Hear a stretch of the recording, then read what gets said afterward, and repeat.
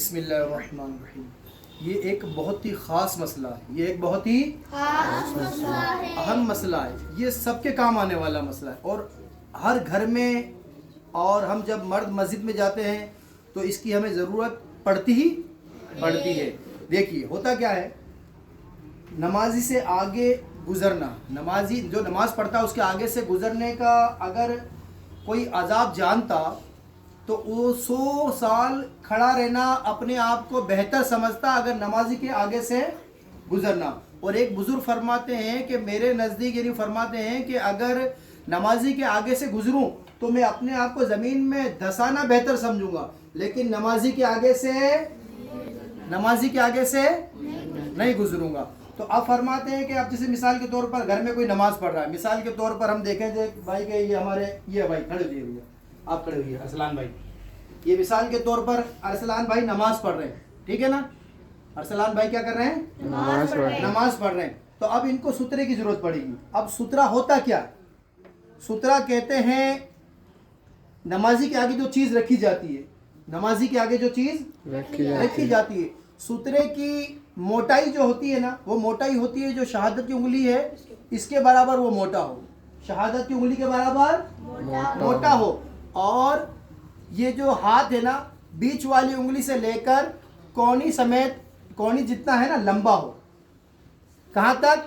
کونی جتنا، یعنی بیچ والی انگلی سے لے کر کونی تک اتنا لمبا ہو. وہ کیا ہوتا ہے؟ ادھر دیکھیے بھائی، ادھر وہ کیا ہوتا ہے؟ سترہ ہوتا ہے. اتنا لمبا سترہ ہونا یہ ضروری. لوگ کیا کرتے ہیں جب نماز پڑھتے ہیں تو اپنے آگے بوٹل رکھ دیتے ہیں. اب وہ بوٹل کیا ہوتی ہے؟ سترہ سے چھوٹی ہوتی ہے. تو پھر اگر آگے گزرے گا وہ شخص گنہگار ہو جائے گا، ہے نا بھائی؟ اس سے نمازی کی نماز پہ کوئی فرق نہیں پڑے گا اگر کوئی آگے سے نکل جائے گا تو.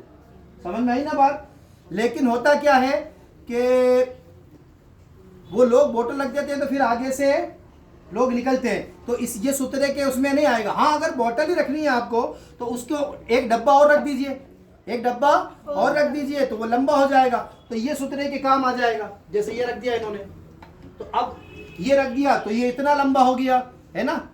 تو اب اس کے آگے سے ہم گزریں گے تو گنہگار نہیں ہوں گے. یا کوئی لکڑی رکھ دی، اب مان لو لکڑی کسی میں زمین پر اگر کسی میں گاڑ دیا، کسی چیز میں رکھ دی، تو وہ لکڑی بھی سترے کا کام کرے گی، لکڑی بھی سترے کا کام کرے گی. مان لو مثال کے طور پر بندہ ایسی جگہ نماز پڑھ رہا ہے کہ پیچھے سے نکلنے کی جگہ ہی نہیں ہے، پیچھے سے نکلنے کی جگہ ہی نہیں ہے، تو اور آگے سترہ رکھنے کے لیے بھی اس نماز دیکھتے ہیں، مسجد میں دیکھتے ہیں لوگ ایسی جگہ کھڑے ہو جاتے ہیں بالکل پیچھے.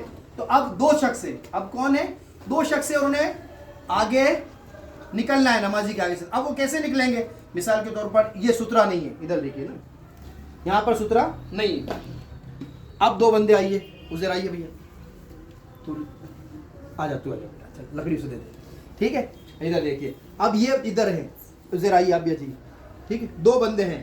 اب مثال کے طور پر یہ دونوں ہیں. اب ان دونوں کو یہ نماز کی پوزیشن کر لو بیٹا، یہ ہاتھ باندھ لیجیے.